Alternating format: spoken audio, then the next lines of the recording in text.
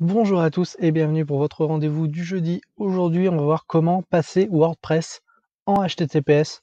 Et s'il vous plaît, on n'utilise pas de plugin pour faire ça, ça ne sert à rien. Et je vous montre ça tout de suite après le générique.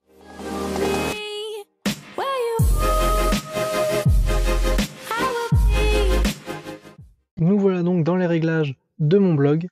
Alors pour ceux qui auraient raté une précédente vidéo où je commençais à aborder le sujet, n'hésitez pas à aller voir celle où je vous précise comment configurer le SSL pour votre site.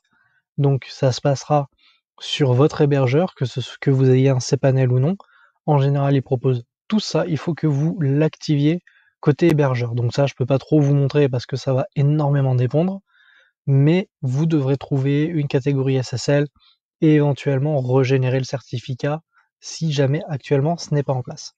Pour savoir si c'est en place, tout simplement vous regardez dans votre URL si vous avez le petit cadenas ou pas. Et éventuellement vous vérifiez qu'il est bien écrit HTTPS ou pas.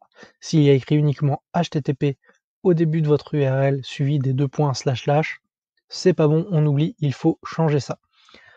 Pourquoi le faire? Tout simplement pour la sécurité, notamment si vous voulez accéder, vous, depuis un réseau Wi-Fi public à votre administration WordPress, vous allez devoir rentrer vos identifiants administrateurs. C'est toujours mieux qu'ils soient cryptés plutôt qu'ils soient envoyés publiquement sur un réseau Wi-Fi public. Ça, c'est un autre sujet. Je crois qu'il y a très longtemps, j'ai fait une vidéo justement sur ce sujet-là. Si ça vous intéresse, je vous laisse aller chercher dans mes vieilles vidéos.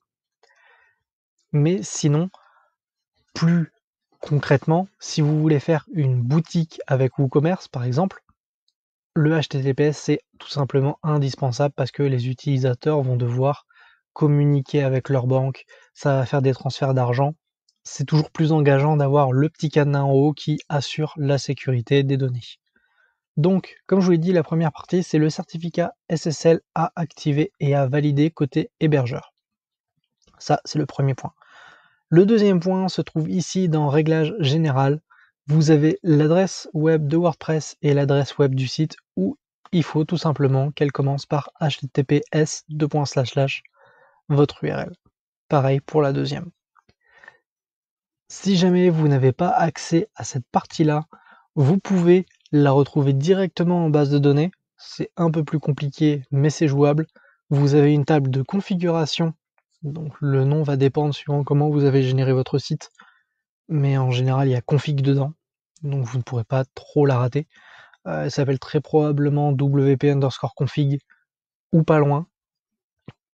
Et dedans vous allez devoir retrouver ces deux chaînes-là. Donc là à nouveau il est à 2 endroits pour rajouter l'ES à la main en base de données. Il est fort peu probable que vous ayez besoin de le faire directement en base de données, mais ça peut, donc je vous dis que c'est faisable. Et sur cette partie-là, si vous y avez accès, c'est mieux de le faire par ici, vous activez, enfin vous renseignez tout simplement le HTTPS et tout en bas, vous enregistrez la modification. Ça va automatiquement vous déconnecter parce que de base, vous serez très probablement arrivé en HTTP et du coup, pour votre site, vous ne serez plus connecté. C'est pas grave, vous reconnectez et automatiquement, vous basculerez en HTTPS. Une fois que cette partie-là est faite, ce que je vous encourage à faire, c'est, alors certains hébergeurs le proposent directement, c'est de rediriger tous les appels HTTP vers HTTPS. C'est-à-dire que si quelqu'un appelle votre site en HTTP, automatiquement le site va dire oui, c'est ce site-là, mais va plutôt sur la version HTTPS et l'y envoyer directement.